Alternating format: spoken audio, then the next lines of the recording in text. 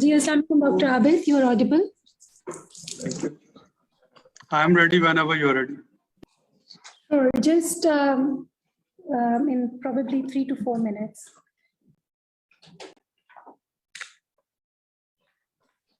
Yes, assalamu alaikum everyone. Yes, assalamu alaikum Dr. Priya, can you hear us? Gigi, I can hear you, but I do not have a very good connection, so I will keep my video off. Sure. We'll just starting in just a couple of more minutes.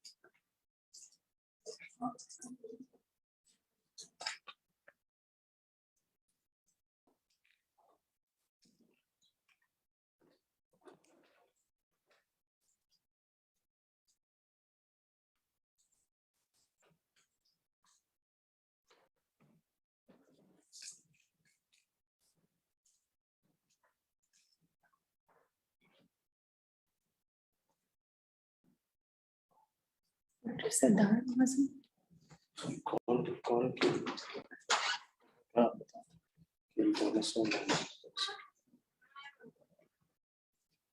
उनके office में कर रहे हैं, आपके पास direct number है तो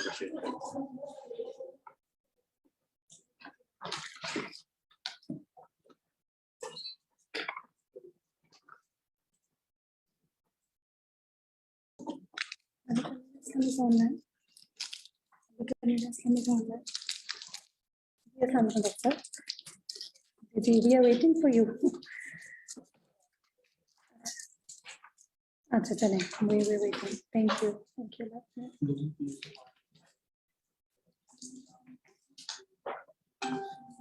Let's begin in 2 minutes. And then we'll 4:20. 4:20.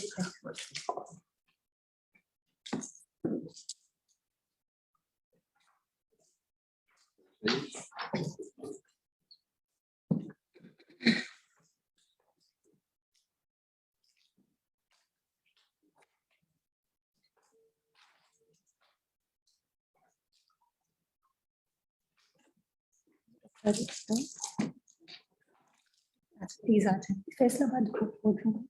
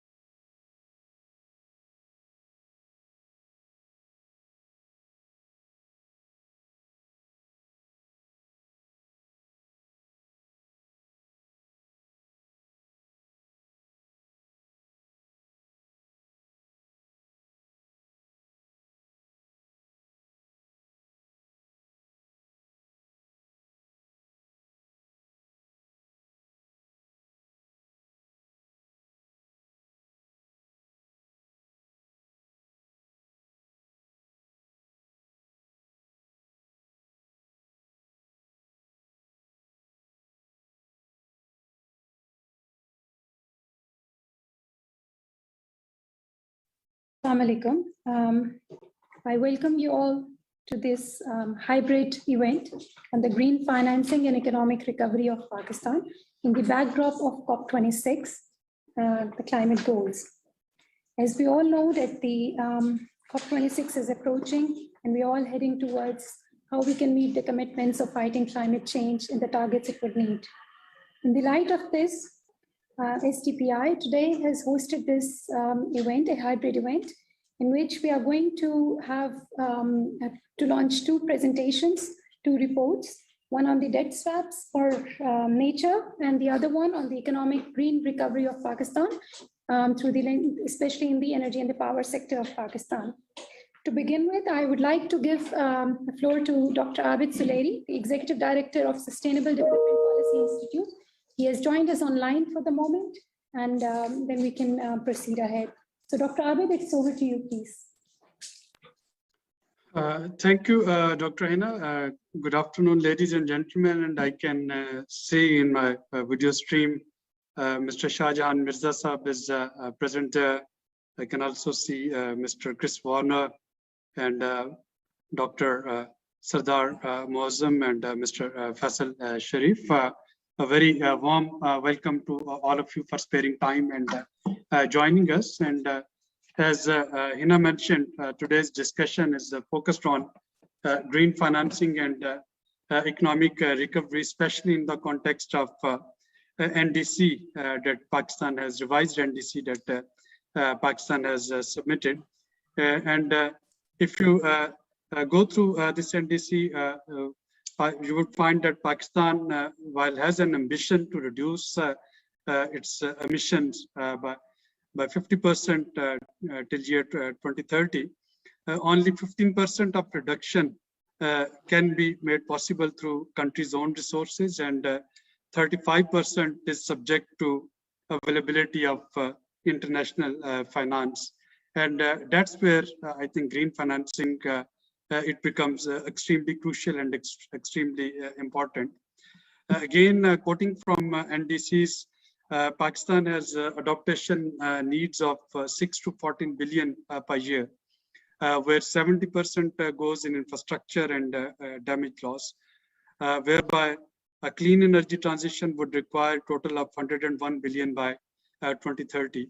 Now, just to give you a back of envelope calculation, for example, if we have to roll back on Sahiwal coal power plant, so we just try to see that how much will it cost in that case, and we realized that it would be around 1.2 to 1.4 billion dollars that are required to roll back any single coal-based power plant in Pakistan, and that also include, apart from your alternative cost of providing energy, the dispute settlement cost, because government of Pakistan, as you know, have already provided sovereign guarantees to these power generators.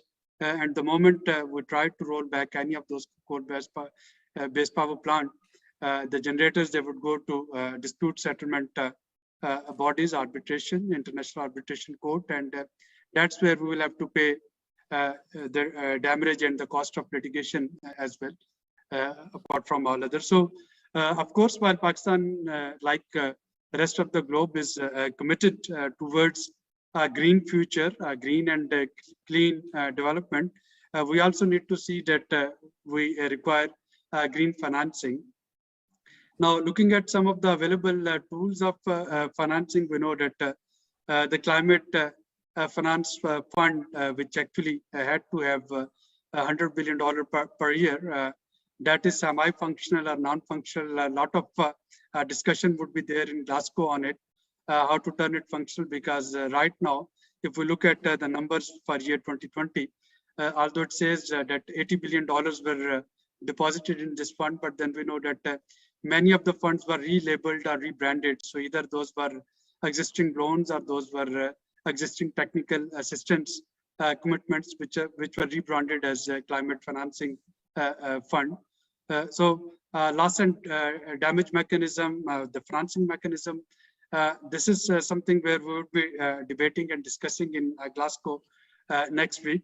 But right now, the two innovative approaches on which my colleagues would be discussing is debt swap for green recovery that Pakistan can rely on, and then green recovery from COVID-19, how we can channelize some of the funds provided for COVID-19 for green recovery. So these two reports, STPI researchers, they would be presenting for your critique, for your validation, for your endorsement, for your questions. The STEAM panel, which has joined us today. And I hope that your feedback that would provide us an opportunity to improvise and refine our findings, and then take a dossier to COP26 Glasgow with us. Thank you very much again for joining us. Thank you so much, Dr. Abid, for setting the scene. We are really honored to have Malik Amin Aslam Saab, Minister for Climate Change, Special Assistant. Unfortunately, I think he's on the travel and he'll be joining us in a few minutes. So we probably have to take him in the middle whenever he joins in. He's in Saudi Arabia. Just to begin with the agenda setting, as we could see, and the concept note of this green financing and the economic recovery has already been shared. But just in the light of the audience and the people who have joined us, we are seeing Pakistan as an emerging economy facing lots of challenges in terms of environmental problems and climate change impacts, and it ranks above around among the 5 most top vulnerable country. So it becomes very critical for Pakistan development programs and mobilizing finances to mitigate and adapt to those challenges. And the clean energy in the heart of this, I think, could play a very significant role.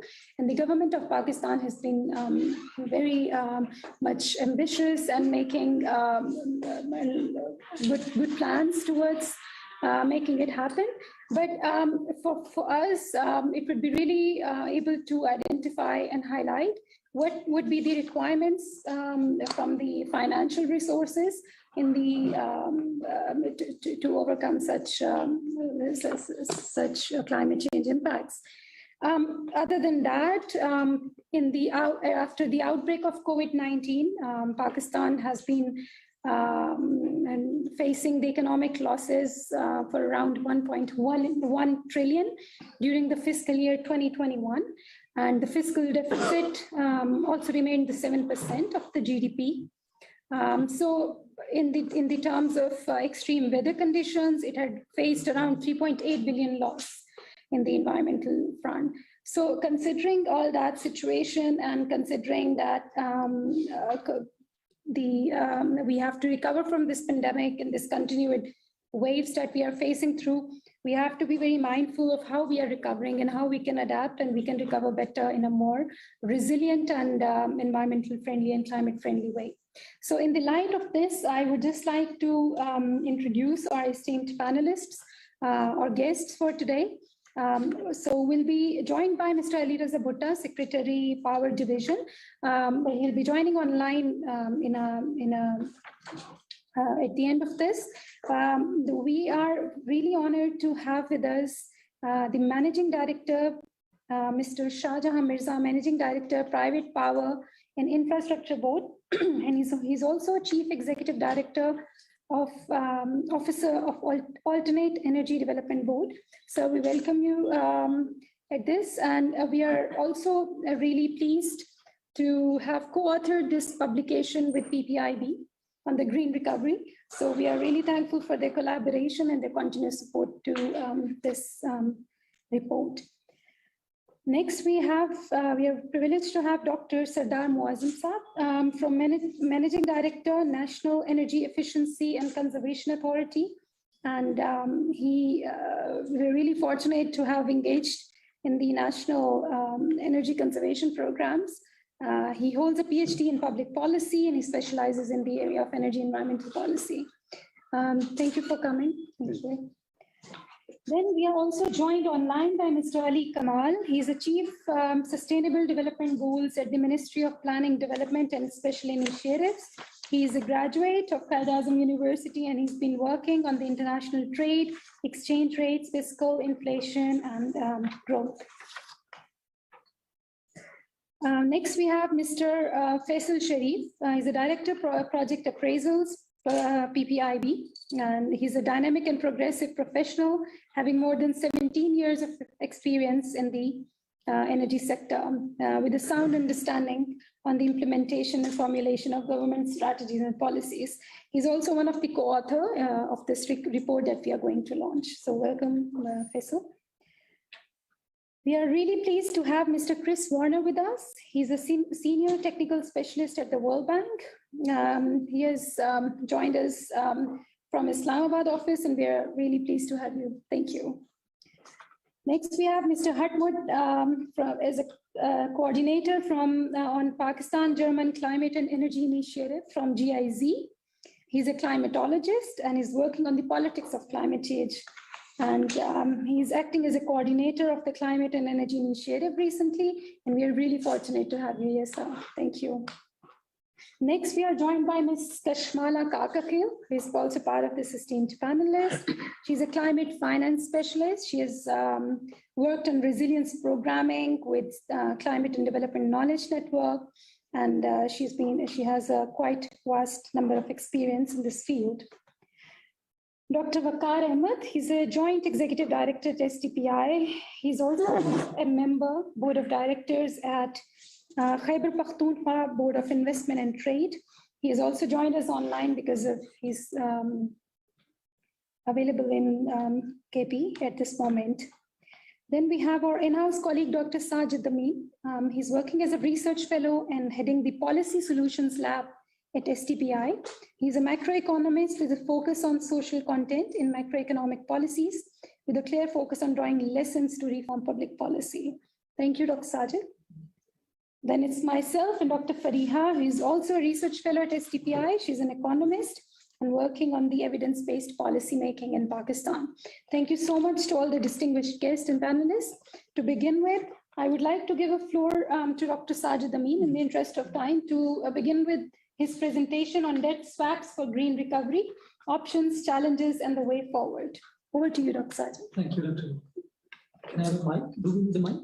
No, I think it's good to go. It's good to go. Great. Thank you. Let me go directly on the point of discussion that we are trying to make. Given that I have just only 10 minutes, we're already a bit late. But before I go into a presentation, the broader idea of today's discussion is not kind of recommending debt swap as the only or a very concrete solution. The broader idea is to at least see how they can work and to what extent they can work and how can they be made work better if there are any possibilities. So the idea broadly is to generate a kind of debate because we have been hearing from government of Pakistan that one of the options for green financing or the climate action financing, it has been debt swaps. So we thought to come with some kind of discussion that what are the possible options that can be explored and what are the challenges particularly when you are going for debt for swaps. So the broader idea is to start a debate in order to kind of come to some systematic policy or the strategies in order to identify debt swaps and make a better use of them, maximum possible. More or less, we are taking this crisis of COVID-19 as an opportunity to do something on the debt swaps or debt for nature swaps. They have been in the fashion over the last 40 years. But this crisis has reiterated, and there are some new opportunities that are arising, which can help kind of seed that was swapped into a broader economic policy making. That is the broader idea. Can you please? So the three key messages which are coming from this PowerPoint, I just thought to share it on the very beginning. The one is that green recovery has a strong economic base. So any support that you are lending for a green recovery, you are actually lending that support to the economy and economic case. You are lending that support to producing more jobs, producing more economic activity. So there is evidence, and most probably all of you know, that $1 spent on the fossil fuels has a potential to create 2.7 jobs. But if that dollar goes to green energy, renewable energy, it has a potential of more than 7 jobs, producing jobs. So the one point is that any activity, including debt swaps, if you are implementing them to support a green recovery, you're actually supporting an economy and you are supporting overall development. So the second is that the countries like Pakistan with a limited domestic fiscal space, challenging external accounts, and a very low access to international climate finance so far requires some very well thought out policies to finance climate action. And one of them can be debt swaps, but definitely it will take a very systematic effort to reap any benefits from the debt swaps. Currently, I think we are mixing somewhere a debt relief, temporary debt relief with the debt swaps actually. So this is one point that I would like to highlight. And particularly, it will take at least 4-pronged strategy if we have to have debt swaps. Possible options and opportunities for debt swaps remains to identify. Going through your external debt profiles, you have to identify that what are those debts which can be swapped and who are the partners against those debts and what will it take and against what interventions in the environmental upgradation or the climate action need to be conditioned on those. So the first one is the identifying those possible options. And then there are serious trade-offs as well. Thanks to my discussion with Chris Warner as well a couple of days back, because it creates some serious trade-offs. So on the one, it is a Ministry of Climate Change definitely having more resources, more pool of resources, revenues coming in Pakistan or any developing countries to finance economic recovery. But at the same time, it can bring some implications for finance ministry in terms of your credit worthiness in the international market. How when a country is going for debt swap, request for a debt swap, there can be some implications on the rating and how does lenders see it. Availability of lending or the borrowing in the international market may decrease or the cost of borrowing increase. So it ultimately asks for a net gain or the net cost benefit analysis of going for the debt swaps actually. Who will be negotiating? Will it be Ministry of Climate Change or will it be Ministry of Finance, both at federal then at provincial level? So developing countries, including Pakistan, need to set some very clear mechanisms for the debt swaps. Most probably, I think at this stage, I'll be discussing more in detail. Pakistan and any other country like Pakistan needs to work on the both sides. One is the forming an alliance of the developing countries for the debt swaps, promoting a debate on debt swaps, and also kind of a capacity building to negotiate and implement a debt swaps. These are the key messages which actually are coming from PowerPoints that I'll be just running. Please next. The external climate finance expenditures expectations are humongous for Pakistan. As Dr. Sleri also mentioned, we are expecting annually somewhere when you combine mitigation and adaptation from 16 billion to 40 billion US dollar per annum to go your to actually implement the climate priorities or the green financing or the green energy priorities. Please. But much less is coming. If the gap is actually widening over the time. See, the upper bar shows, the upper panel shows the commitments of the multilateral development banks for the climate financing for emerging economies and what is coming to Pakistan. Actually, see, I think highest was the 1.35 billion a year. Otherwise, we remain low, below the $1 billion actually. And you see the gap, you require a $40 billion and you are actually having around on average $1 billion a year. So the gap is humongous itself. Please, next. Only financing needs for green transportation by 2030 for Pakistan are more than $38 billion. It means roughly $3.85 billion a year. And what we are getting from the total climate finance from external accounts, from the external partners, MDBs, is less than 1 billion or around 1 billion. So only if we have to finance the green transportation in Pakistan. So this actually really speaks how big the gap is. Please, next. Unfortunately, the fiscal space, both including domestic resources and external resources, remains very limited and is likely to remain limited. If you see the bottom panel, the top panel, bottom row, the very blue line, the longest blue line is showing the current account deficit by 2026. And this is actually increasing compared to the bottom blue of the same bars, which is 2021. So it's outperforming the ongoing years in terms of creating deficit. So Pakistan is going to have, these are the latest forecasts from IMF coming. And if you see all in the remittances in percentage of GDP almost remain unchanged, or rather decreasing over the time. And then also budget balances a kind of a bit improvement. But if you see the trade account, which is the one of the largest contributor to the current account of balances deteriorating, again in absolute terms over the time. If you see the last line, blue, some light blue compared to the dark blue, we move from $25 billion to $37 billion. And the revenues also are not growing. From the domestic tax revenues and the non-tax revenues are almost flat, with 3 percentage points change over the next 5 years. From 2021 to 2026, we move from roughly 14% to 17.5%. So fiscal space from traditional sources, both from internal and external sources, remains limited, and that actually further stretches our reliance. It further strengthens our reliance on the external finance. Please, next. Pakistan needs some innovative thinking on the climate finance if it has to finance, and it has to, given its very high vulnerability that Dr. Hina has already. We don't have any choice. This is not a game of choice, actually. We have to do it. And it has been taking some of the steps. If we go on the green, the recovery from the COVID-19 fiscal stimulus that has been put forward to recover from COVID, it has a component of the green stimulus package, which so far has been reported to create 85,000 jobs. But we need million more, millions, tens of millions we need. Green Euro bond, WAPDA has already raised some $500 million US bonds.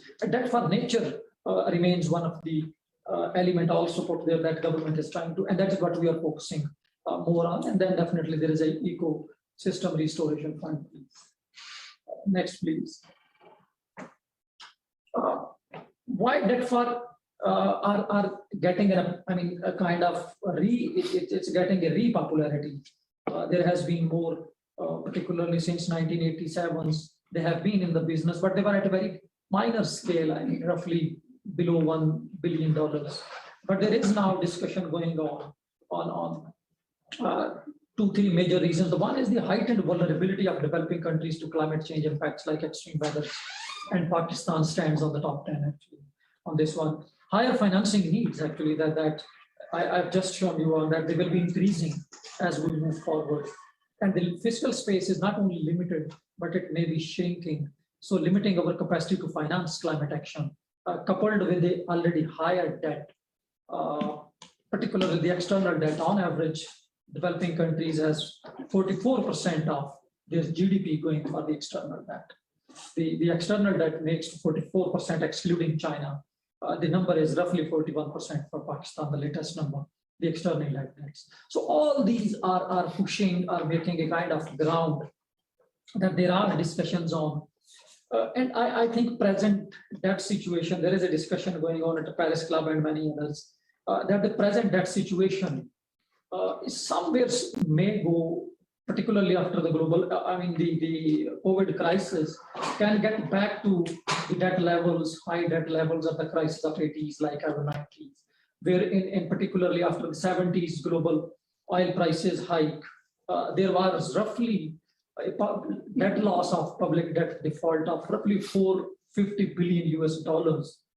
And if we take kind of the same default ratio that was 6.1% that defaulted at that time, the default expected now is $480 billion.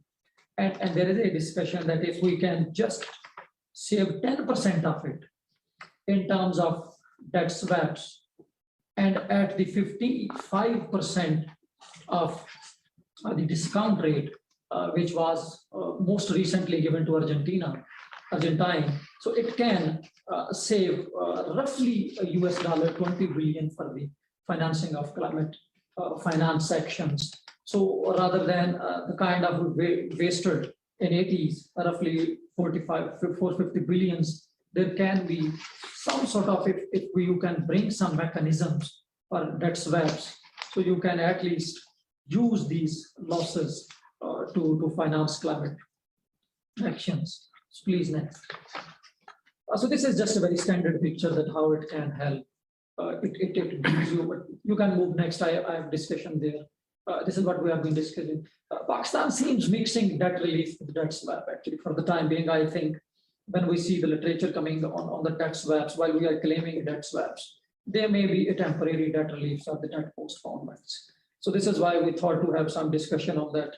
At least we have to have a clear understanding what is the debt swap and how does it work, because then we will be able to put some strategies or the actions which can actually lead to.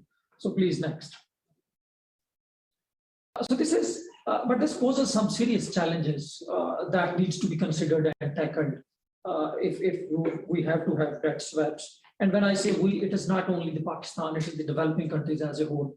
But as we were working on this report on the Pakistani context, we have tried to bring more Pakistani context. And the first is the credibility trade-offs. And the lending market may take it as a signal of not having capacity to pay and can affect future borrowing, both in terms of lower availability and the higher cost of borrowing. Who will lead the debt swap actually? Is it the climate change related, environment related departments, or it is the finance, those who have actually to go to the international market for more debts if they have to go at any point of time. So there remains some sort of that who will be negotiating. It's not clear currently that who can be the preferred partners for the debt swaps.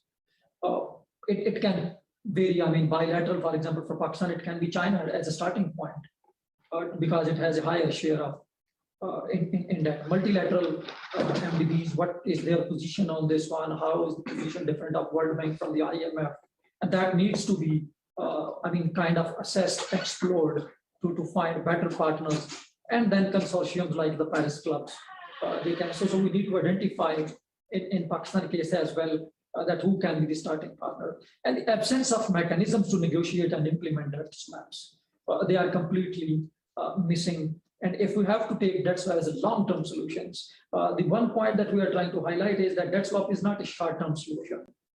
It is a long-term, and we should take as a, and it is going to evolve, we think, as a long-term green financing instrument over the time. So we have to take it as a long-term, and we need to make preparatory arrangements and issues around the alignment of incentives, particularly when it comes to a large share of public debt is from the private sector. It's held by the private sector. So what will be the incentives, particularly for the private sector? Because it may be sometimes easy to negotiate at country to country level, government to government level, bilateral level, but when it is coming from the private sector, so this will be a challenge. Next. But I think there are solutions. That is what we are proposing, which can minimize these challenges and the risks actually. But definitely they are just proposals at this stage. There has been work going on this one. But nothing concrete has yet come out on the debt swaps, because the resurgence, particularly after the coronavirus, is just a bit new. But there is some changing landscapes which can maybe make these debt swaps different from that of 80s that we compare with when we see these challenges. For example, the one is that a more systematic global effort for debt for nature, as was debt relief during the COVID-19, can reduce these risks and challenges significantly. Because if a country at individually goes for the debt swap, the lender can take it as a capacity not to pay the debt. But if this is an effort driven by the global players, global actors, by the agencies like UN, then these risks and the perceptions or the bad signaling can be reduced significantly, as was in the debt reliefs in the COVID-19. Many countries, including Pakistan, has had the debt relief without any bad signaling because it was a global effort. So we think that debt swaps as a global effort can reduce that bad signaling to a large extent. And this is why we started in the first slide that we need to make a kind of alliance or a joint effort from the developing high debt countries.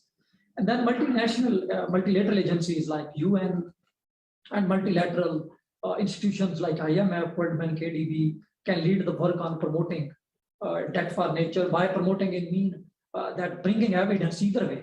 I mean, it can be either way, the evidence that comes. What are the modalities? What is the policy research that is required that can come from some very technically strong institutions and who is more stronger on our multilateral institutions to bring the evidence. What can be the best way to do it? What are the challenges that needs to be tackled in this one? What are the principles on which we need to go for the debt swaps and draw some guiding lines? And then definitely, as they have a very strong role in terms of development partner in developing countries, they can be used to ensure implementation of debt swaps effectively. G20 Debt Surveillance Initiative, DSSI, as the best platform for debt management solutions for debt for nature. Currently, it has been working for the debt reliefs, but it can be sort of in the long run used as a platform for debt swaps. Another point that I think can minimize the individual country risk, that instead of asking individual countries to make a request for debt swaps, the technical committee that definitely remains how it can be made, formed to decide eligibility, can be formed actually, to decide the eligibility and the size of the debt swaps for different countries. And this, I think there can be, for example, some indicators. What is the highest vulnerability? What is the vulnerability to climate change? What is their contribution to emissions which they are actually making? So the countries having a lower share in the emissions but highest on the vulnerability is actually being penalized by other countries. So that is the where you can put some similar kind of mechanisms where committee at international level using D20, that's the DSSI forum, can see, and instead of asking country to country request, they can decide. And then the one difference that this time is emerging in debate, at least so far, we don't have any conclusive evidence on this one, that instead of going to the debt secondary market, like it has been working in the 80s, it can be a country to country, borrower to lender direct talks, instead of bringing a third party who buys the debt in the secondary market and then resells it. That complicates the process actually, and it prolongs. And particularly the discussion that is coming at this point of time is that given the size of debt swaps which are being considered or which are being discussed, at least, it will be very difficult for some organizations which have been coming as a third party to buy the debts and then sells to at a lower value, at a discount rate. It's difficult. So country to country discussions like it has been in the debt reliefs in COVID-19 can help overcome those complexities. And definitely engaging private sector will remain a very key that we have highlighted. But if there are structures that can be aligned for the private sector, there is a discussion going on that there can be incentives in the market, incentives that can be designed, but that is at a very premature level. So they can be engaged in those next steps. So Lal, please, next, just on concluding. These are a couple of recent changes. While we totally understand the complexities and the challenges that remain in the debt swaps, there are a couple of some hopeful factors which we can rely on. The first is that there is a growing concern about the environment. It was not in 80s when it was the debt swaps. For example, the Bolivia debt swap in 87 was more because the country was defaulting because of high prices, high debt, high interest rate. They were defaulting, so there was something, okay, let's save something. But the concern on environment was not that high as is now. So that can have a different ground on which the people can build on the debt swaps. Second, the concern over shared development is growing. SDGs Agenda 2030 is a more inclusive and a more a kind of participatory than the MDGs actually. So this initiative like shared development along with higher focus on environmental improvement can provide a base to start at least discussions on. And the crisis like COVID-19 has shown that if one country is not safe, no other country is safe actually. So the development is now the shared development. Uneven development can actually block the global development to a large extent. So this is another added lesson. And particularly the awareness and on the mainstreaming of climate change into economic policy is on the rise. But we at SDPI are also talking is on climate in all and all in climate model of the economic policy making. Do not take climate change as a residual policy, make it as a central to the economic policy. So that is also rising. And finally, the Paris Club of Creditors have accumulated experience with DFES mechanisms, which make such transactions feasible in the future. So I think given all this, we can at least start identifying those challenges and preparing some grounds on the debt first swaps as a long-term green financing tool. And this is last just close. And this is some of the work that we have been doing at SDPI in terms of green recovery. I thank you. Thank you so much, Dr. Sajid. Great presentation, and I hope that it has provided a great insight on the opportunities and the challenges it could bring for Pakistan. Moving on, I would like to give a floor to Mr. Faisal to start discussion on the green recovery from the energy and the power sector angle. And this is in collaboration with us, SDPI and BPIB, and we'll be doing a joint presentation. So as I'm moderating, I will give a floor to Faisal first, and then I'll take a lead afterwards. Thank you, Dr. Hina, and very good afternoon, ladies and gentlemen. The next, please. The COVID-19 has imposed some serious impact on economic and energy parameters worldwide, and Pakistan is not any exception. So we can see that in Pakistan, there was a drop in GDP, increase in fiscal deficits, the increase in inflation numbers, unemployment, and then net lending and borrowing ratio was increased. The government gross debt percentage, which was 78.6% before COVID, that went to 79.1%. Similarly, on energy sides, there were issues with the recoveries receivables of discos because of some physical constraints, and that dropped to 88.7% from 90.2%. The final energy consumption also went down, and then same is with the electricity generation consumption. The peak hour based demand was the deficits. In fact, that is a surplus number, because it was if before COVID it was 1,000 megawatts. During the COVID it was 1,500 megawatt around. So these are the numbers which are based on the NEPRA State of Industry report and the socio-economic impact of coronavirus disease 2019 study by Dr. Sajid Amin. So this just showcased the impact of COVID on Pakistan's economic and energy sector. Next, please.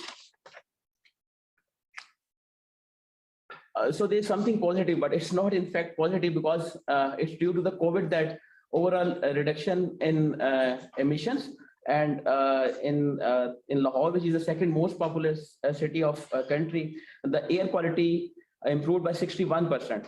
The PM concentration was 61% lower than the previous years before COVID, and followed by Peshawar and then Karachi. So overall, if we for the achievement of Paris agreements, 7.6% reduction of emissions are required, whereas 2020 globally it was 8%. So next, please.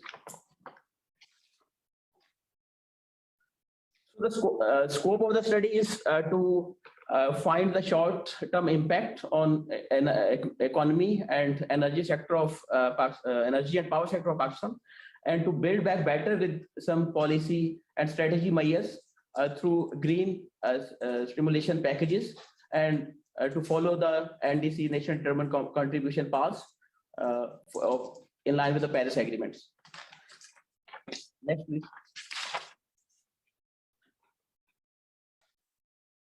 with the negative impact on economy, the State Bank of Pakistan took some policy measures, and they reduced the monetary policy rate from 13.2% to 7%. Further, they increased the loan settlements for importer and exporter to 180%. Besides some policy supports to small medium enterprises, and some DBI was also reduced from 60%, increased from 50 to 60%. So that were some policy supports which were provided to businesses to continue their business as they were continuing before COVID hit the country. Next, please. So the government of Pakistan overall provided 1.2 trillion economic relief package for the COVID to meet the crisis of COVID-19. That includes Asas emergency cash program that was launched by Planning Commission of Pakistan, and then some food subsidies to the poor income people.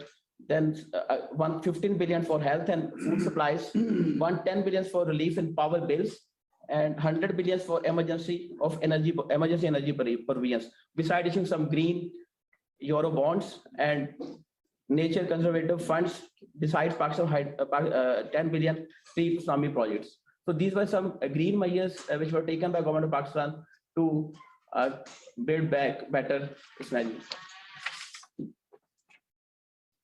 So the framework of the study consists of assessing the long-term impact of green simulation policies against different dimensions of socio-economic and energy and environment dimensions.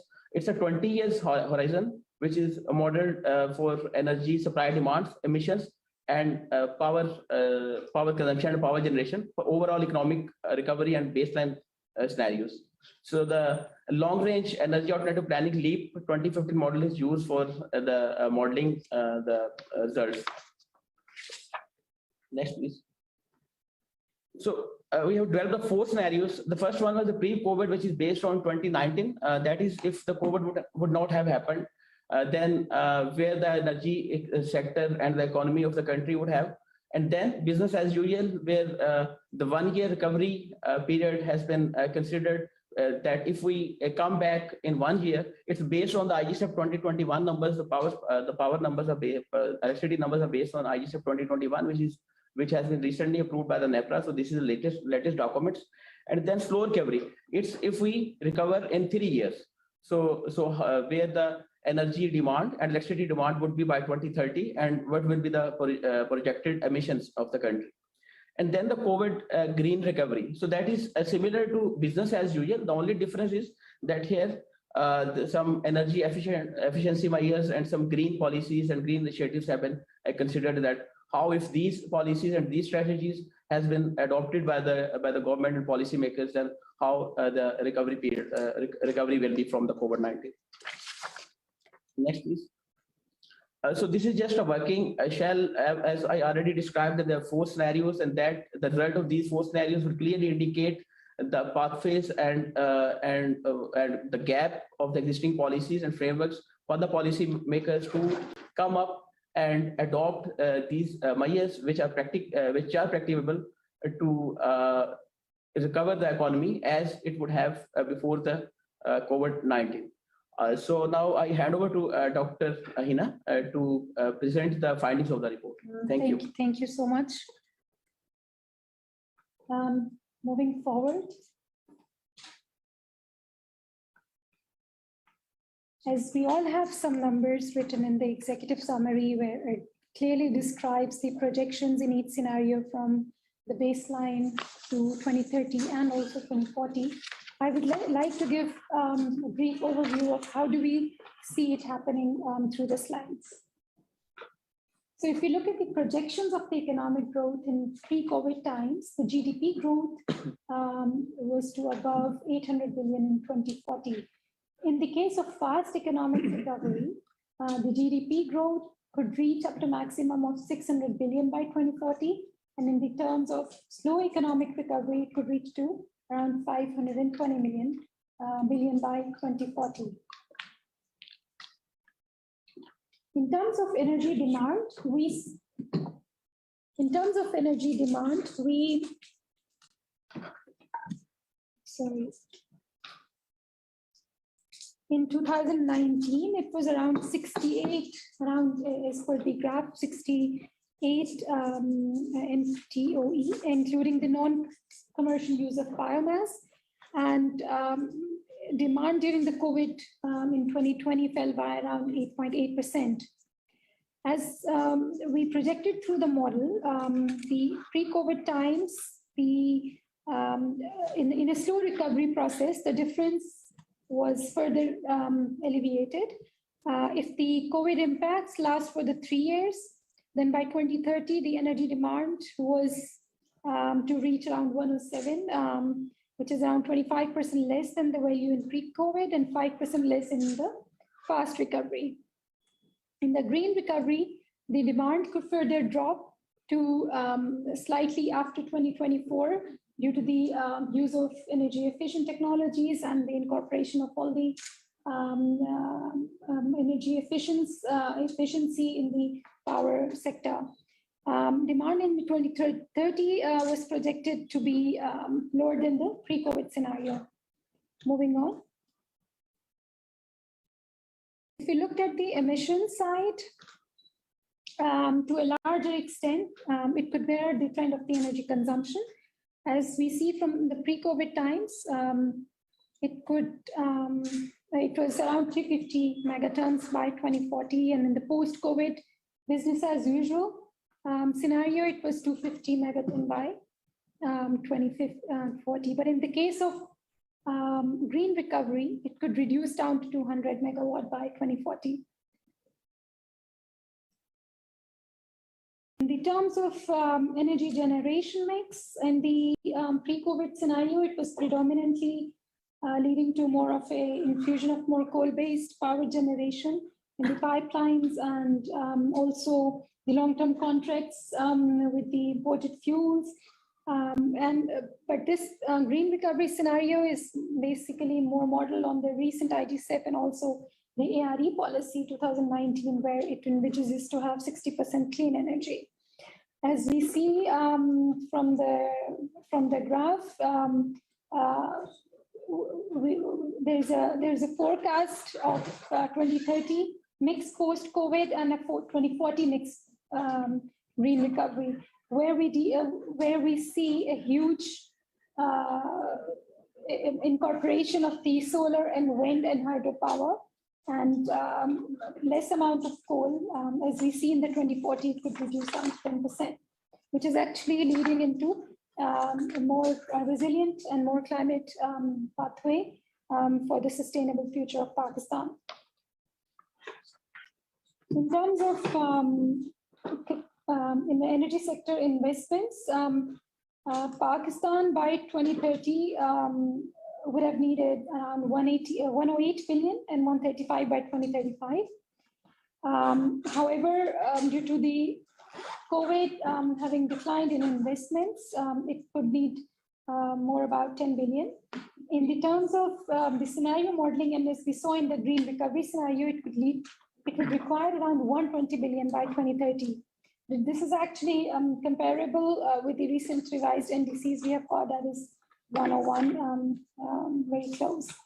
So for putting Pakistan's energy sector back on the track, the country would have to manage around these energy investments in the clean energy sources by the difference between the pre-COVID times and the green recovery scenario.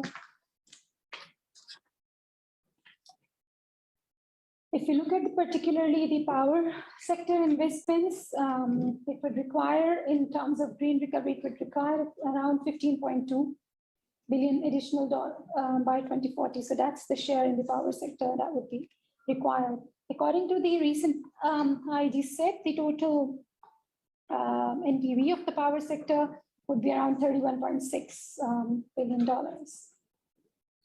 So moving on to the key takeaways, we do see serious economic implications if we are delaying the recovery, and an accelerating revenue administration should be prioritized.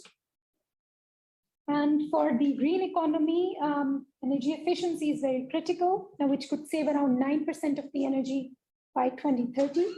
And the measures can lower the emissions by 16% by 2040, and it can save around 3 billion in a single year by 2030 and 9 billion by 2040.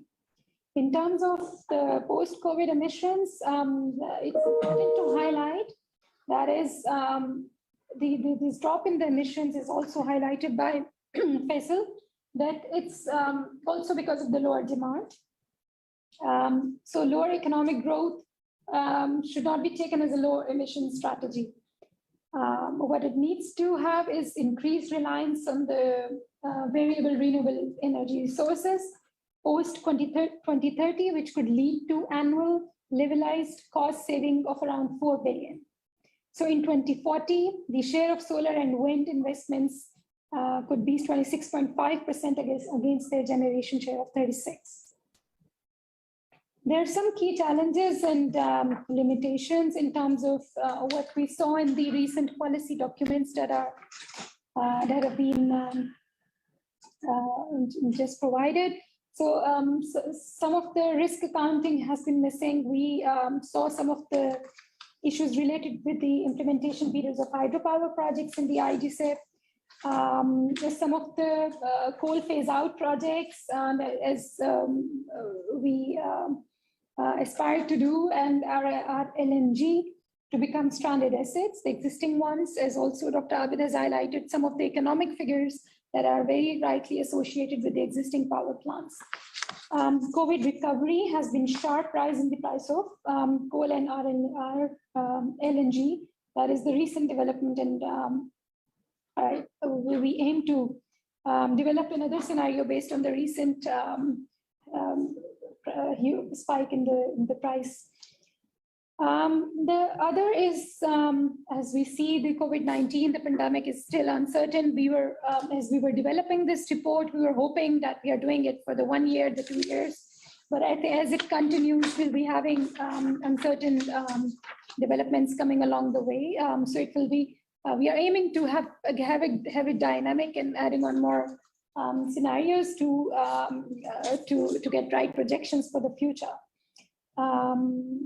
We need to have more focused on energy efficiency, green stimulus, as we all have stressed upon, needs to have a very critical role, and in terms of policymakers to be able to identify and allocate more resources towards clean energy investments. So it's better for the employment, for the income growth. We need to mobilize private sector investments, banking guidelines, ESG profiles, bond strategic risk sharing.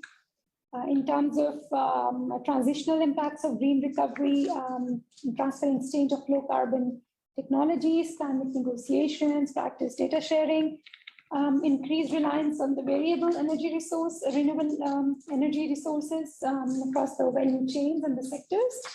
The evaluation framework with the key indicators such as green jobs, mix, green products, efficiency, and building long-term evaluation framework with these measures. Other than that, restructuring subsidies, financing models, rural supply chains, and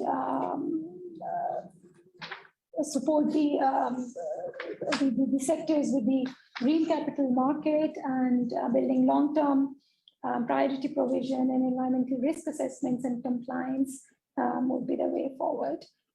This is all from my side, and I would like to move on quickly to the next session, where we would begin with the discussion on these reports that we have presented, and also discussing about how do we see the pandemic affecting climate and environmental diplomacy in Pakistan. How could we see that, given this magnitude of climate urgency and the challenge we face, we really need to go and make use of the low carbon solutions. How is Pakistan scaling up the green technologies to accelerate the delivery, and how it could have financial support not just domestically allocating the budget resources in the federal and provincial level, but also coping up with adaptation and mitigation through international agreements and negotiations as we are moving towards COP. So this is going to be the baseline for the discussion for the next session, that I would like to begin with a keynote speech from Mr. Shahjahan Mirza, Managing Director, PPIB, and CEO, AETP, to please have your, thank you. Thank you, Dr. Khaman. Bismillah ar-Rahman ar-Rahim. It is indeed my pleasure and privilege to speak to this important discussion regarding green financing and economic recovery of Pakistan, including the debt swap arrangement. I think that this is a very timely event in terms of COP26. So, as you are aware, Government of Pakistan is emphasizing on utilization of green and clean energy sources to keep the country's GHG emissions in limit, in line with the UN Sustainable Development Goals SDG 7, which actually is ensuring of access to affordable, reliable, sustainable, clean and modern energy for all by 2030. Although it is a gigantic task, because even today we have around less than 70% population which have access to the electricity. And the same is true for probably the other energy resources also. The current government has shown strong commitment towards increasing the share of renewable energy in terms of 2019 RE policy, where the target has been set by increasing the RE share in power generation by 20% by 2025 and 30% by 2030. Currently, it's only 5%. So we have to take it up by another 25% in the next 10 years. And if we include hydropower, the share of renewable energy in overall energy mix of the power sector will be over 60% by 2030. But of course, as we have seen, the green financing requirement, it requires at least $25 billion investment to achieve this goal. As per IGSAP, the indicated generation pension plan, which has been talked, I think, in all the presentation, the total and green energy in the installed capacity by 2030 will be over 61%, which includes 22% of share of renewable, which is solar, wind, and bagasse. And if we include hydropower in it, which will be targeted to 39%, the overall share will be 61%. One point which has been raised, I think, very valid point in the presentation of Dr. Hina, that is that probably this IGSAP is being prepared first time, so it has some deficiencies and shortcomings, which we also realize in the power sector. But the better part is that this IGSAP is going to be reviewed every year, so it is to be updated. So whatever shortcomings are there, we will certainly try to improve it. But the important thing is at least we have done a 10 years plan in the power sector. Previously, what we have seen in the power sector, I think all of you will be familiar, that we have been moving in circles, in cycles since 1980s. So we get into the shortage, then we start getting whatever we can get quickly, which is generally not very optimized in terms of pricing, in terms of efficiency, in terms of fuel selection. But since the country has been running into the shortage of 12 to 14, 16 hours, so the governments were basically forced to make those deals which were probably not most economical and most optimal deals. So I think by doing this exercise of the IGSAP, we will, inshallah, come out of this dilemma that we don't know what we will be doing in the next 5 years. So we are now certain that we have planned to implement.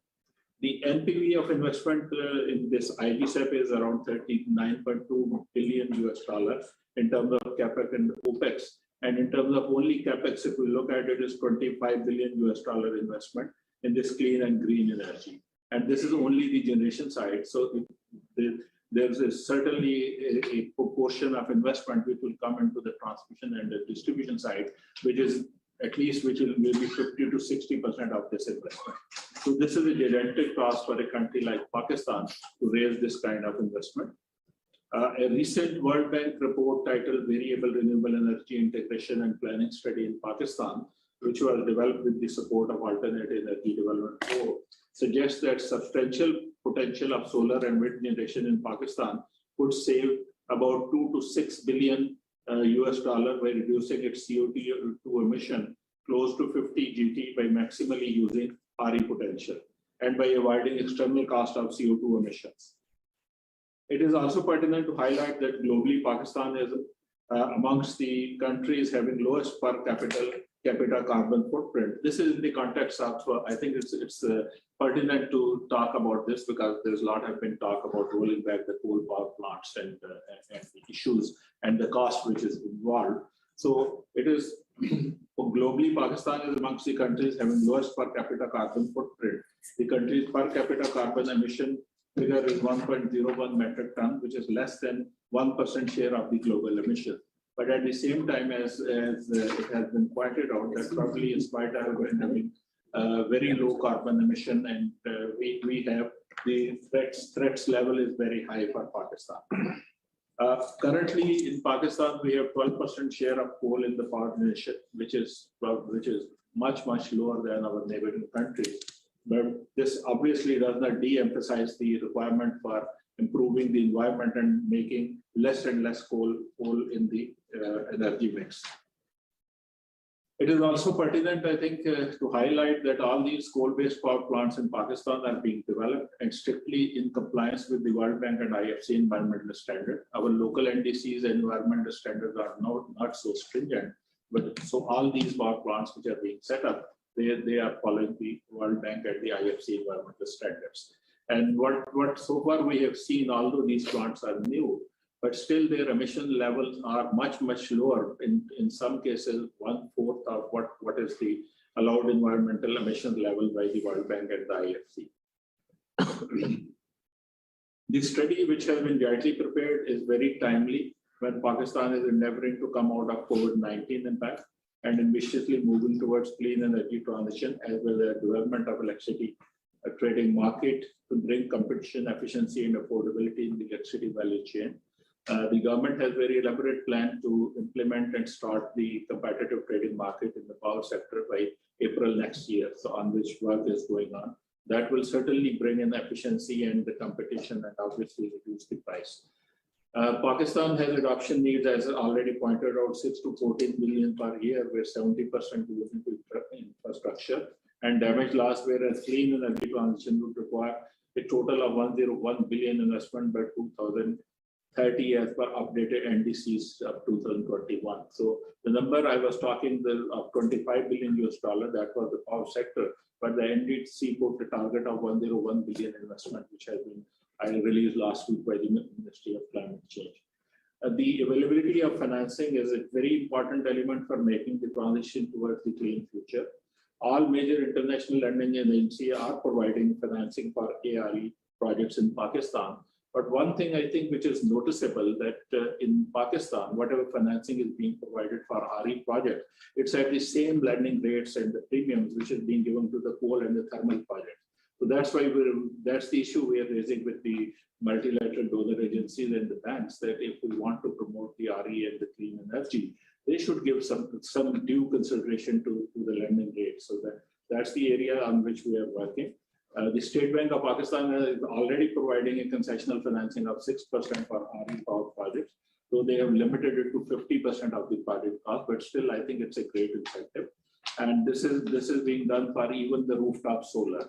One of the scheme which was introduced by the government a few years back, that is the net metering scheme, under which you set up a rooftop solar project, and then you can sell spare extra electricity to the grid, and whenever you need, you can get that.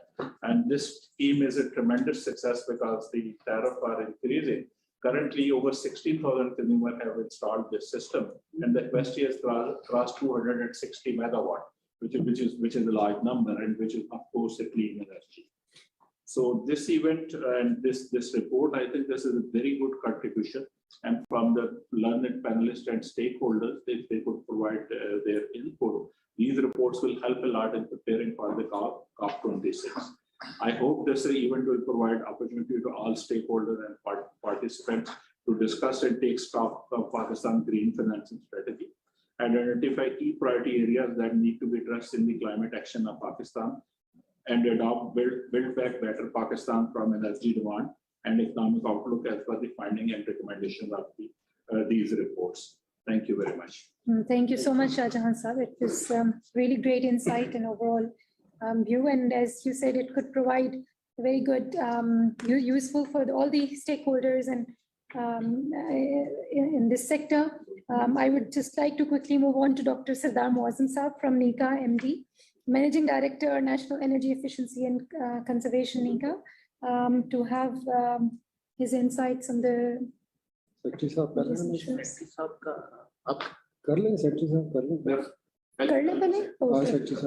All right, so as we are a bit stretch of a time, I would like to give the floor to our esteemed guest, special guest, Mr. Ali Raza Bhutta, Secretary Power Division from Ministry of Energy, for his remarks. Thank you very much. Can you hear me? Yes. Very well. Yes. Okay, thank you, Dr. Abid Suleri and Mr. Shahjahan Mirza, other distinguished participants. Thank you for inviting me to speak on this occasion. It's first of all, let me start by appreciating the very timely organization of this discussion in anticipation of COP26. So all of us can focus on the issues related to climate change. I will just speak very briefly on the power sector's contribution towards climate. Power sector, of course, as all of you know, is dependent to a certain extent on fossil fuels. But Pakistan's position globally is actually very good. We have are very in terms of contributions to greenhouse gas emissions. Pakistan is almost a negligible contributor. Our energy mix today, even today, is quite healthy in this regard. We make about 29% of our electricity with hydropower, and the contribution of wind, solar, and bagasse is at the moment very small, but is projected to increase significantly over the coming years. At the moment, we are producing about 3% of our energy from wind-based plants, 1% from solar, and 1% for bagasse. On the other hand, fossil fuels are 19% of our energy is coming from furnace oil, only 13% from coal, out of which 11% is imported and 2% is local. And gas, of course, over the last few years, the contribution of gas has increased to about 27%. But our commitments and Government of Pakistan's policies in this regard are actually quite progressive. What we have been doing over the last 2 or 3 years is in an effort to transform the power sector. And as during this discussion, you've heard other speakers also telling you about the problems in the power sector. We are trying to correct a number of them, and one of the most significant development, two of the most significant developments in that regard are the approval this year in June of the National Electricity Policy, and that policy has a very strong focus on indigenization and environment.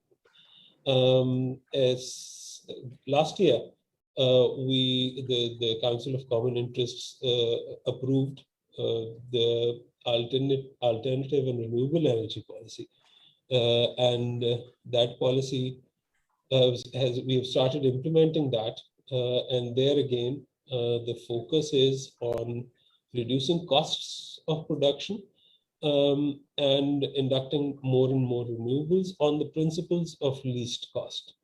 Another major development this year, actually only last month, was the approval of the indicative generation capacity expansion plan. Pakistan has been inducting generation plants for its national grid without too much of planning, unfortunately. We were dependent significantly on hydro generation, but since the 90s, we've had a number of policies which were aimed at attracting investment in electricity generation, but those were not based on a perspective plan. So we were not actually projecting our demand into the future and were not planning supply accordingly, as most of these policies were first come, first served basis, and provided a lot of incentives for investors, but resulted in situations where we were in cycles where we had a short supply in the system, and then when we had excess supply. Currently, we are in a situation that for the next few years, we would have excess capacity. There would not be sufficient demand in the sector, and the capacity that we would have for generation of electricity would be significantly more than that demand. Now that creates a situation of financial unsustainability for the sector, and we have to correct that. And in order to do just that, we have used best international practices and have developed this indicative generation capacity expansion plan, which is again is because the cost of renewables is coming down.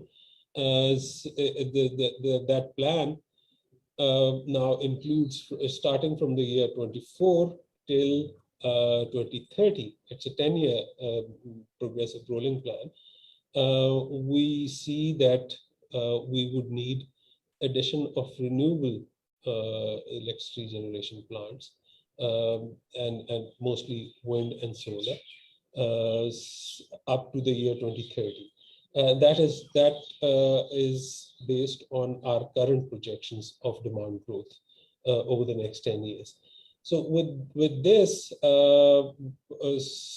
what we are seeing, looking forward to in the next 10 years, is that by 2030, our generation mix would have changed significantly in favor of renewables.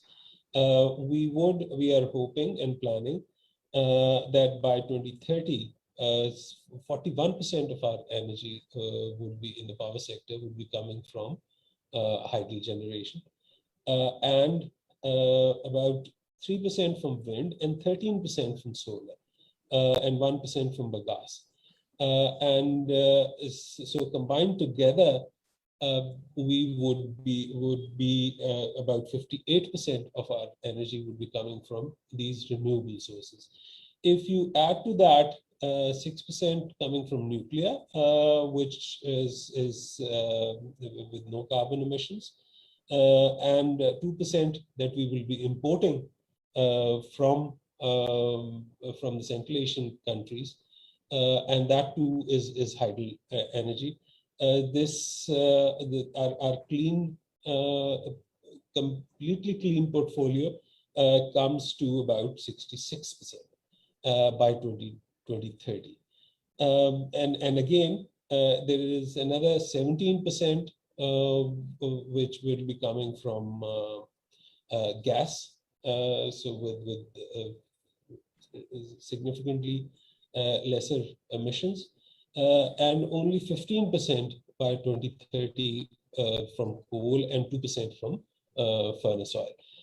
So the direction that we have set this year for the power sector is strongly tilted in favor of renewables and a movement away from fossil fuels. Having said that, what is important to note is that that the per capita energy consumption in Pakistan is extremely low. At the moment, we consume our per capita consumption is 0.6 megawatt hours per capita per year, which if you compare it with the United States of America, where it is 13%, or China, where it is about 5%, or most of the Europe numbers, which are close to 7 megawatt hours per capita. Even regionally, India's per capita energy consumption is twice as much as Pakistan's. Now, if you compare that to the again to the percentage that comes from coal, and rather than the percentage, if you just look at sheer numbers, and then I will also mention the percentages. Pakistan stands nowhere as far as generation of electricity from coal is concerned. At the moment, we are producing about 4,600 megawatts from coal. Compare this to more than 1 million megawatts from coal in China, about more than 200,000 megawatts from coal in India, almost 250,000 megawatts in the US. Even Germany produces 10 times more energy from coal than we do. And the reason I'm mentioning this is that Pakistan's contribution to in this respect is almost minimal. You consider both the per capita energy consumption and the percentage of the energy being generated from coal or even from fossil-based fuels. We are, but this does not compare at all with the socio-economic condition of Pakistan. What we need to do in Pakistan is to improve our per capita GDP, and for that we need to invest and expand our industrial production, and for that we need more energy. With the COP26 conference coming up, with this transition away from coal discussion taking place, I think that is a discussion not relevant to Pakistan. It is definitely relevant globally, but what we have to provide to the people of Pakistan is sustainable, affordable energy, and we need energy, much more of it than we have right now. So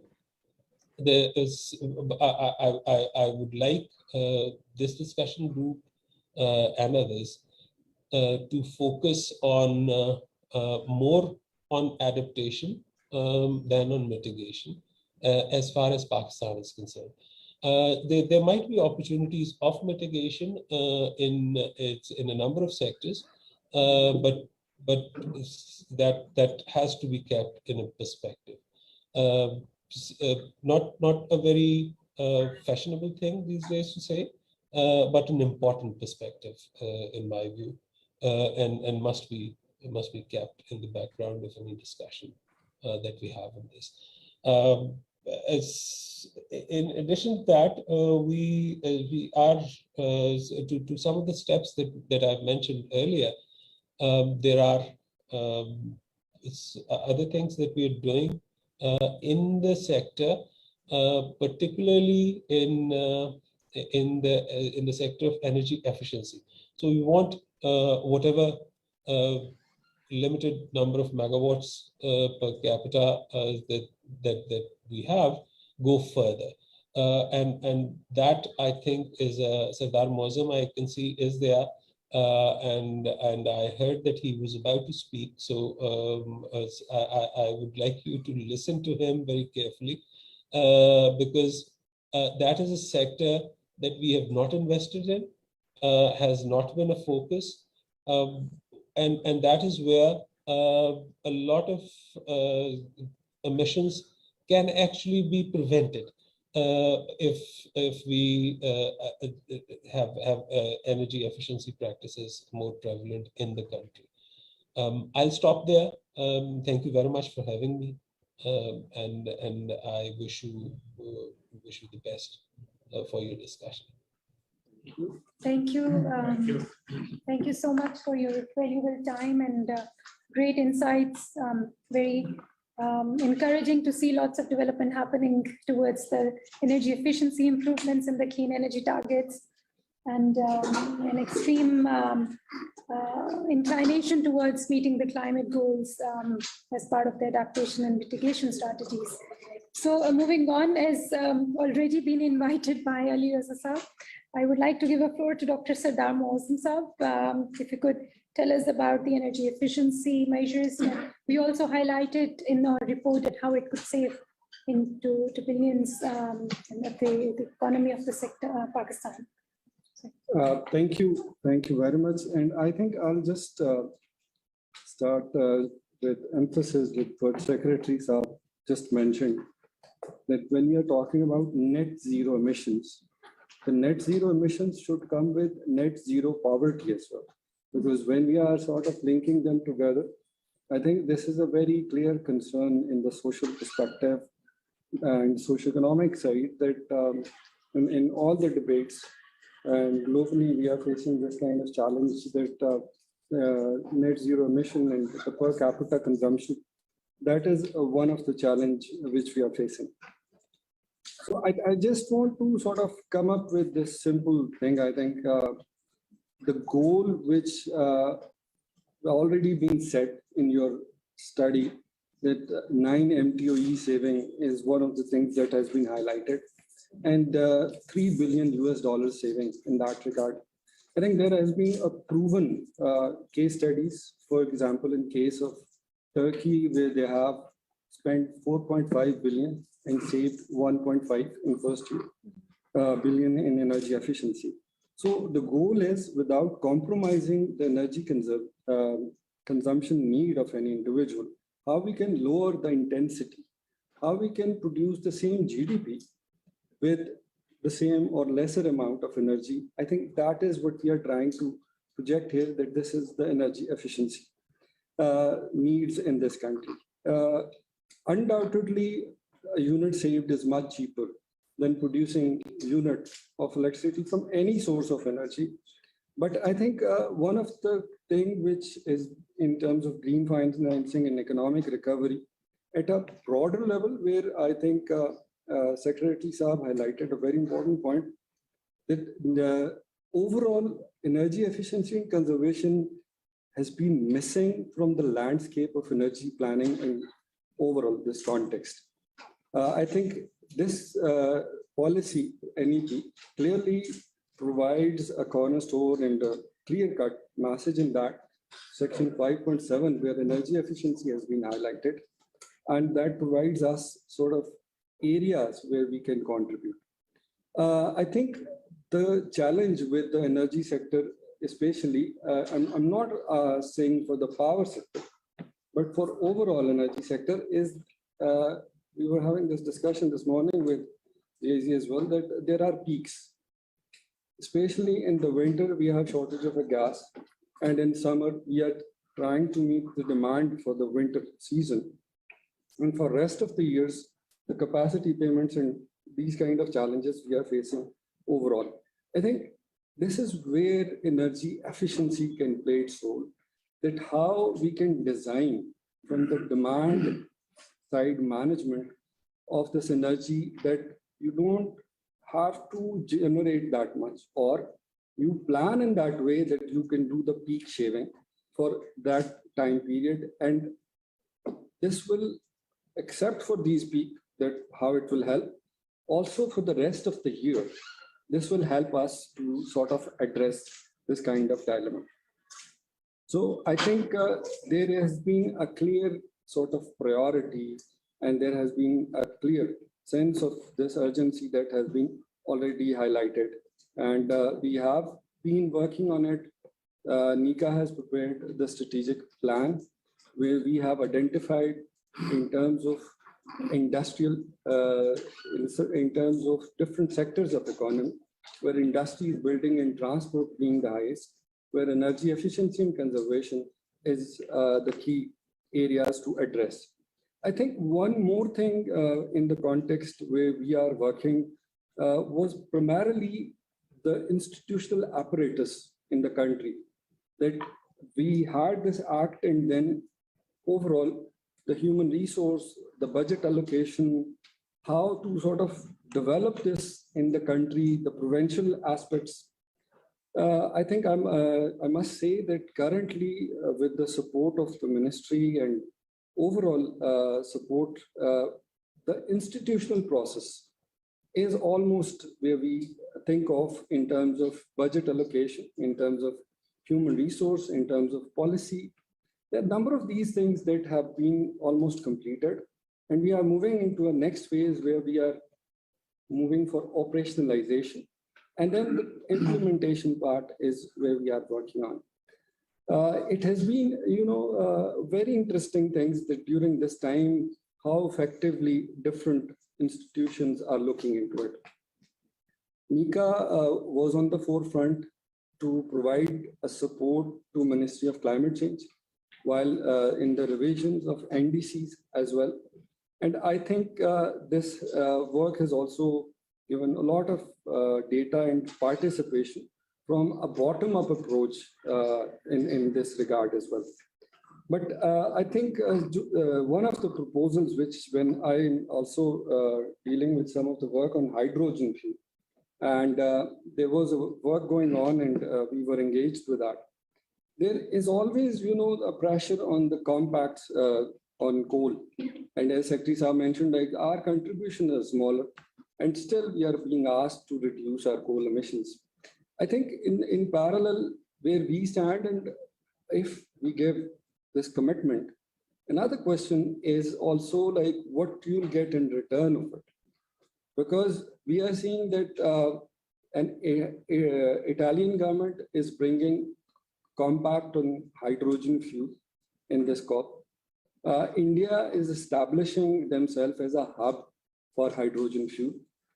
Japanese are already working on it. China has recently signed some of these agreements. So I think it's also important, like looking into the efficiency standpoint of view and new innovations in that direction, that how we can effectively work on it. Now, the last part, which I just want to highlight, coming back to this financing and economic recovery, I think Sajid Saab paper already highlighted, especially the numbers. If you put $1 in terms of fossil fuels, how much jobs you just generate? 2.7 jobs. If you put $1 on renewable, 7.5, and the highest number of jobs you can produce out of it is when you put $1 on renewable energy. So I think that is the kind of understanding we see in that context. But again, there is one aspect which we feel is missing when there is financing window available from the State Bank for renewable energy. The same energy efficiency window is not available for that. So the green banking guidelines provide us some space, but its true implementation and in the context of the green financing, I think in that case, this space is still, still remain unattended. And that's where we see a lot more sort of opportunities coming to Pakistan. And I think last part with the economic recovery, again, we can see the impacts with all the energy projects, either from the generation standpoint of view, they will be always concentrated geographically in a single position, which has geostrategic or overall any of these advantage, having a high solar irradiance, wind corridors. And this is how we are sort of looking into the job creation, because this is the nature endowments. I think when it comes to energy efficiency, it's all scattered. And this single initiative, if we can say the mandatory audits of the public building, for example, that can create jobs across the country. And then we have not yet discovered the energy saving certificates, how we can work on different models where we can connect with that kind of thing. Also connecting with RE on when it comes to net metering, and a slight change in the regulation can help us sort of develop a different financing for even net metering projects and that is. So I think overall, when we look into it, the work done by different countries, such as white certificates by Italian government, Middle East, and all these countries, I think the recent focus in the pandemic era is mostly, if you look at the International Energy Agency's work and all of this, there has been always and more emphasis on energy efficiency in that context.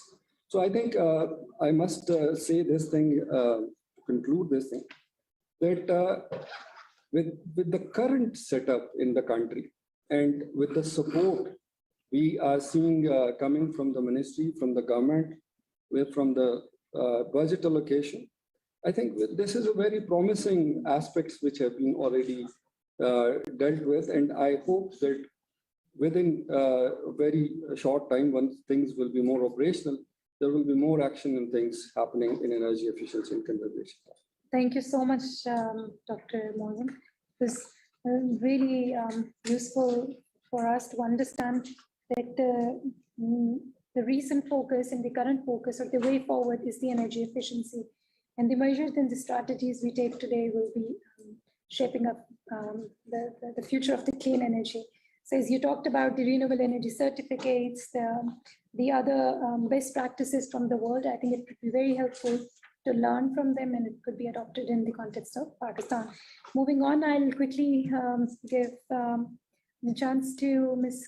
Kashmala to have her insights on from the climate finance perspective, as you've been working in this field in Pakistan. So, yeah. Thank you very much, Dr. Hina, for having me here, and it's a pleasure to be amongst the people who are actually behind creating the sort of energy that we need in Pakistan to move forward on these issues. So COVID, as we all know, has been a tipping point. We all know that the economic decisions that we take today are going to impact the way we're going to achieve, say, our Paris Agreement or the SDG goals. And we've had people globally talking about how important this is. It's a great opportunity to build back better, green recovery. And this is the opportunity that we all need to seize. And within the framework of, say, climate finance, there's been a lot of discussion about how the developing countries are most vulnerable and they need the most help in terms of affordable finance. And then, so therefore, we can actually help them towards a low carbon economy. And so we create the right sort of green jobs, etc. And all of that is very great. That whole, that the preamble that we create is very great. But at the same time, when we look at the data, let's look at what happened in the last year. G20 countries in the last year, in the post-COVID, so to speak, recovery period, injected about $11 trillion into their economies. And according to reports, 16 out of the 20 G20 countries have actually invested in areas and sectors which are going to be environmentally creating a negative impact on the environment. So while it's very important that we preach to the developing countries and tell them how important it is to start building back better and start moving towards a low carbon economy, that's all very good. But when the actual buck is, where the money is, you actually see where it's going. And when you look at the 11 trillion that has been spent in 1 year across these economies, you compare that to the $100 billion that we keep talking about for climate finance since 2009, that has yet to be actually accounted the way that it is. We're still grappling with whether that has actually been transferred to developing countries or not. So it's very good. These are all very good buzzwords. I've been attending COPs for the last, say, 10 years, and COP26 is all about green recovery. So my word of caution to Pakistan in general is, let's not get on the bandwagon without realizing what our own needs are, without realizing what our, as Muslim Saab said, it's not just about net zero emissions, it's also about reducing poverty, right? Actually going to some of our SDG targets as well. So it's not just about addressing one target, one international commitment, but also there's others that we also need to take care of. So within that sort of preamble, I want us to understand green financing from three components. We've had a lot of discussion around the sort of tools that should be at play, etc. But whenever you talk about green financing, there's the government, which does the regulation, which does the institutional setup, which actually creates, say, the incentives, subsidies, etc. Then, of course, there's the businesses, which actually brings in the technology, the finances, the local know-how, the technology, etc. But then something that is equally the third component, which is actually your citizen. Their willingness to pay, their willingness to actually start looking at eco-friendly products to start investing in. And that's where renewable energy efficiency comes in a big way. Whenever we talk about financing, we're always looking at it from one of the two perspectives, but never really including the citizens in creating the right level of awareness in terms of how, if that component is missing, it's always very difficult to create the demand for such products if we don't consider that in a big way. Quickly, in terms of, so we heard a lot about, and then an excellent presentation by Dr. Sajid Saab on the debt for nature swap. I'm not an expert in this area, but there is a concept of debt for nature, but then there's always the other area that Pakistan is also looking at is nature performance bonds. And I believe they're slightly different in terms of when debt for nature is primarily whatever money you're swapping is actually has to be spent on enhancing your ecosystem. Whereas your nature performance bonds are more sort of a KPI, where if you achieve X, Y, and Z in terms of improving your ecosystem, whatever reduction you get in terms of your interest rates reduced on your loans, etc., you can spend it wherever, on schools, educations, whatever development goals that the country may have. So for Pakistan to actually consider what's important, do we spend domestically on our own ecosystems, and then as a KPI request for then enter into these nature bonds, or you actually get into a system that has already been discussed by Dr. Sajid Saab. Equally, I don't know, I was reading also up in Malaysia, one of the other bonds that they have launched are the green sukuk bonds. So you're actually tapping into the whole Islamic banking, and it's obviously that needs to be looked at and to see if that's an area that we can equally explore and look at. I'll just close off by sharing some of my thoughts on what we're going into COP. This COP, of course, it's also it's important because Paris Agreement will be operationalized. This is when whatever commitments we have put into our NDCs, the clock has started ticking now. That's great. Operationally, all of those things will be taken care of. But at the same time, from a climate finance perspective, we're going to be globally setting a new target. So it's not, so the 100 billion, there's a lot that we need to learn from. As developing countries, there's a lot of conversation we had about, and earlier slides showed what our needs are and what actually the financing opportunities are. So what messaging, what is it that Pakistan needs to go back with when the global financing target is being negotiated at this COP, that process is being initiated. So for example, what should the target be? It should be in line with the needs. Do we know what our needs are? Yes, we have an NDC, that's great. So you start talking about climate finance more from a needs perspective as opposed to a number that was just, a figure that was just sort of in Copenhagen back in 2009, sort of brought out without due consideration to the needs of the developing countries. Then, of course, there's financial instruments. We need to start talking about concessional loans. Sir mentioned how there's no incentive for us to actually go into renewable energy. So we need to start speaking about, and similarly for energy efficiency, what sort of financial instruments should Pakistan be negotiating and actually requesting for? How much of it should come from public financing? How much of it should come from private financing?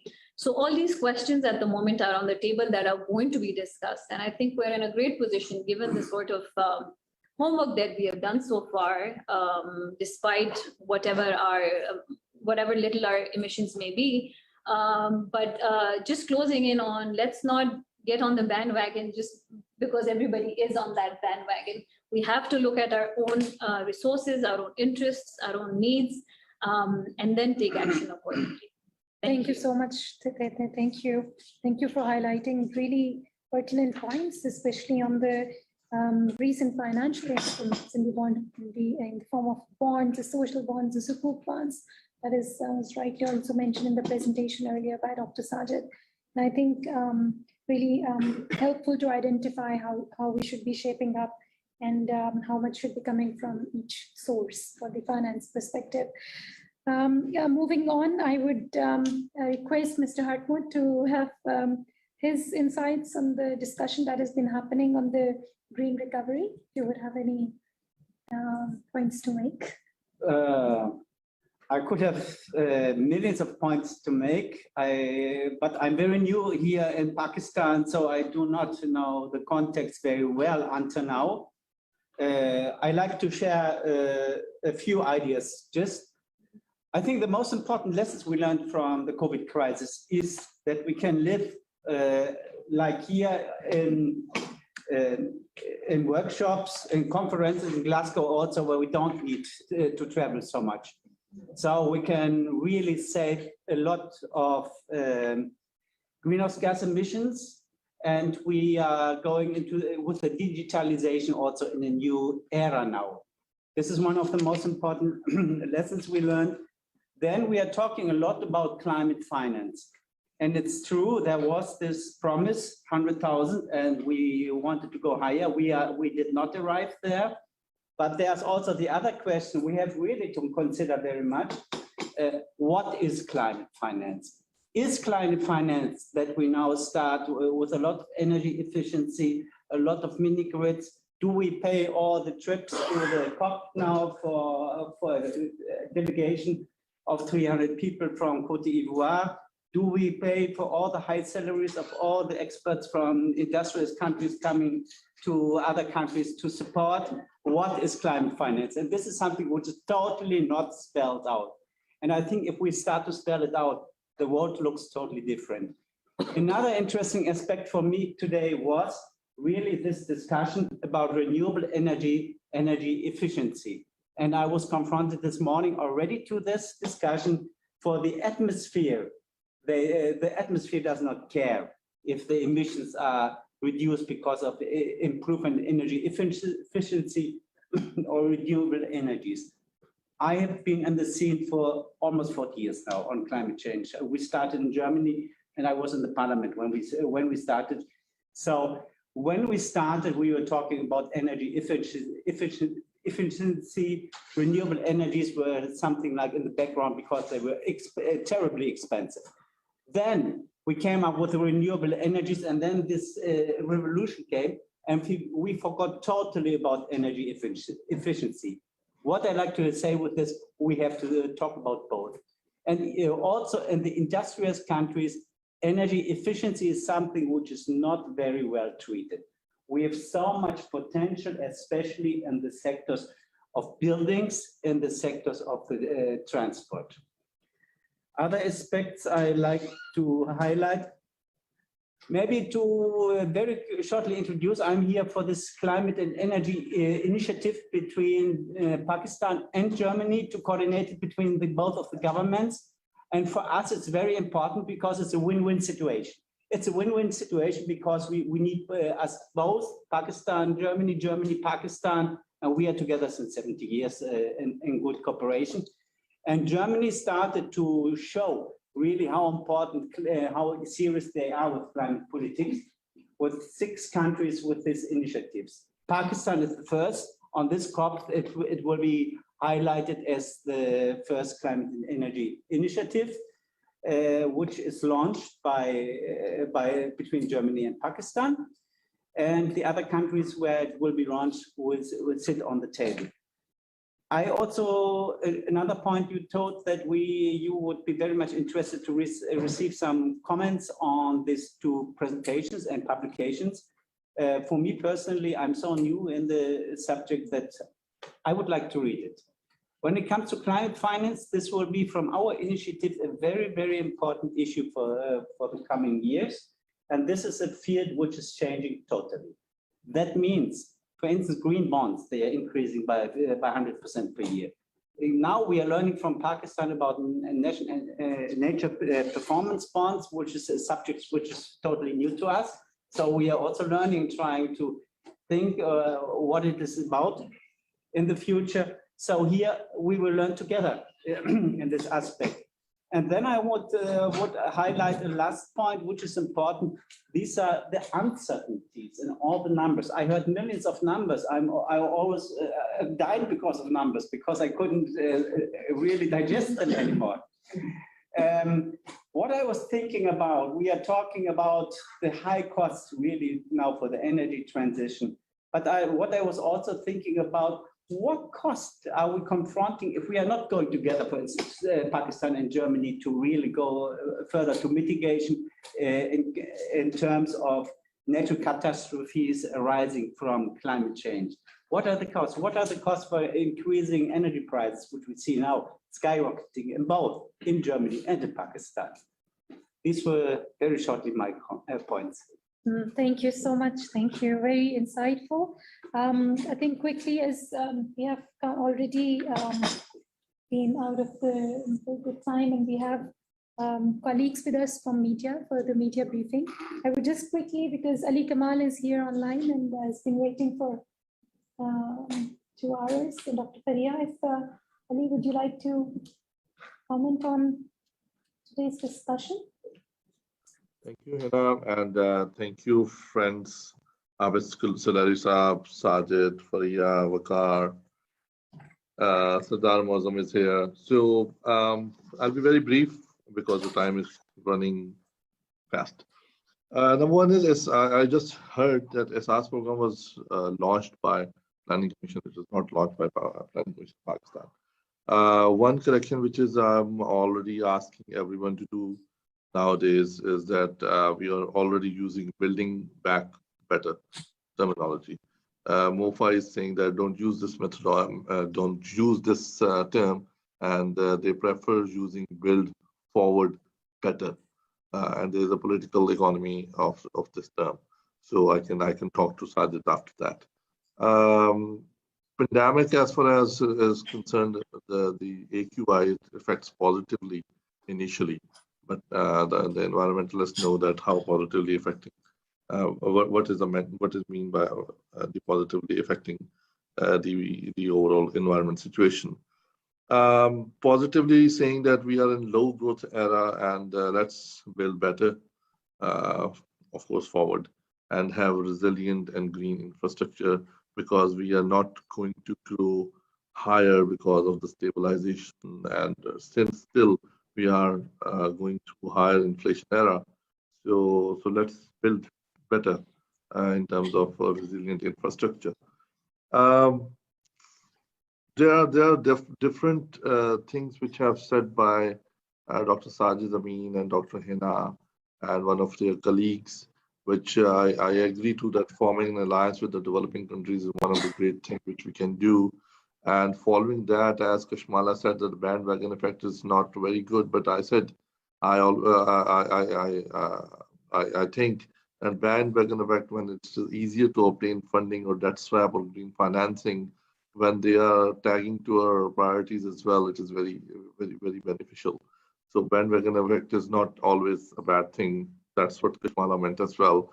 It is definitely a very important base for the development if we are talking about the biodiversity, because this is one way of achieving sustainability if we talk about sustainable development goals, but this is not the only way to achieve sustainability. Imran Khan, Prime Minister, yesterday in a speech said that we have a billion tree tsunami project, and we have already planted 2.5 billion trees, and by 2023 we have been additionally planting 1 billion trees as well. Plus, by 2030 we need to revise our SDG target. For that, the 60% clean fuel energy we will obtain. Right now, we are dumping 2,400 megawatts coal projects, which are signed by China, and we have started 3,700 megawatt renewable, which are replacing those 2,400 megawatt projects. These are the three significant things said by Prime Minister Imran Khan in the speech last night. It is basically height of vulnerability, and it is not because of us that, and there's a question raises that whether we are doing fine when we are having a debt swap or having a green financing for Pakistan, because it's an international climate which is coming from China and India as well, because we cannot control the air. We can so we have to think of on the multiple avenues that we are investing in our own country, and we are asking our developing and neighboring countries to do that as well. Last 2 or 3 points, as Dr. Sajid mentioned in his presentation, that who will lead the debt swap. I'm certain that it is climate change, climate ministry, and secondly, it's an energy ministry who will lead the debt swap. But you can we can differ, which we always do that in a friendly way, and we can discuss about that. As far as the preferred partner is concerned, more the merrier. As many partners we can have it. We have more options for debt swapping, and I saw a list of several partners where we can achieve that. As far as environment is concerned, or bad socially or economically, whatever the reason is, it is important to create a demand and then think of a solution. That's obvious. And demand is there in agriculture sector, demand is there in industrial sector, and demand is there in overall cities when we talk about the overall cities and their development. So identification is the key. I'll stop here. We need to identify, we need our think tanks like STPI and one of my old institute, PIDE, and several other institutes, for example, GCISC and NUST, or any other institute in Pakistan, including the Mehran University. They can identify the problem, they can identify the area where we can have better swap of green financing. We can work with them, including the climate and planning can coordinate with all those think tanks, with the relevant ministries, and have debt swap and green financing. Thank you. Thank you, Adisa. Thank you. I think we've just come to our last fellow, Dr. Faria, if you're online. Yes, Dr. Hina, thank you very much. And for the interest of time, I'll be very brief. I will, of course, comment from the perspective of policy design.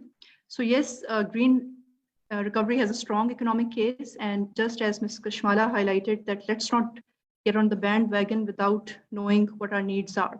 So this is exactly what is needed, that policy design needs critical and intricate thinking in terms of green financing and climate finance mechanism. And what is very important is that how do we identify the relevant cost and benefit? And how do we actually consider and create well-defined alternatives or the counterfactual to draw comparison with in this framework? And most importantly, monetizing is an uphill task. It's an uphill task in this macro framework. So how do we actually assign dollar values to these environment instruments? And further, how we consider the problems like externalities in this framework, and how do we model the uncertainty, as we can never predict the future. And further, there are complex causal chains in this climate financing framework, and we must see them from the lens of evidence, and quantifying this causal chain is very important. And just one important point, that most important is considering the distribution of impacts. Because when these macro level policies, they take place, these policies, they create winners and losers. So we must see the distributional impact of this climate financing, whether it's debt nature swapping, and in price tanking of environmental services. Just one of the earlier panelists highlighted that it is very important to consider the role of individuals or the public, their willingness to pay, their preference to pay. That counts a lot, and the dynamics of developing countries are such that they're very different dynamics as compared to developed world. And also one important point that Dr. Sajid's presentation highlighted, the ownership and the responsibilities. The standing is very important. Whose standing counts the most in this framework of climate financing? Whose authority counts the most? Who's making the most difficult decisions? And also the anticipated impact. Who is the one who is actually taking all the impact? So these are all policy questions. These are very pertinent ones, and for a holistic framework, all these hows needs to be answered and taken care of before we actually ride this bandwagon of climate financing, green recovery, and debt nature swap. Thank you. Thank you so much, Dr. Faria. With this, we come to an end, and we have had heard from our distinguished panelists from PPIB, AETB. So I would like to begin with special thanks to you, sir, and for this collaboration on this report, and also engage an active engagement with us throughout preparing this report. I'm also very grateful to the Secretary Power Division, Ali Razaputta, who could join us virtually, but enriched us with the recent developments happening in the power sector, and with an ambition to fight climate change with the targets and the upscaling of renewable energy projects, along with Ms. Kashmala shedding light on the climate finance and how we could, how it is the need of an hour to look into the financing need of Pakistan. Also joined by Dr. Sardar on really important aspects of how energy efficiency should be prioritized and incentivized as an incentivized solution to towards this clean energy transition in Pakistan, and how we could together all this lead to achieving the goals that we have set for the to combat the impacts of climate change in Pakistan. With this, I would like to give floor to, I would like to request you all to please have some tea, and we can then further continue the discussion with our media colleagues who have just joined us for this briefing, and Dr. Shafkat Munir, who is a research fellow at SDPI, would be moderating the session. So thank you so much for bearing with us and the valuable time and the insights. Thank you so much. Thank you. It was a good learning for me also. Thank you.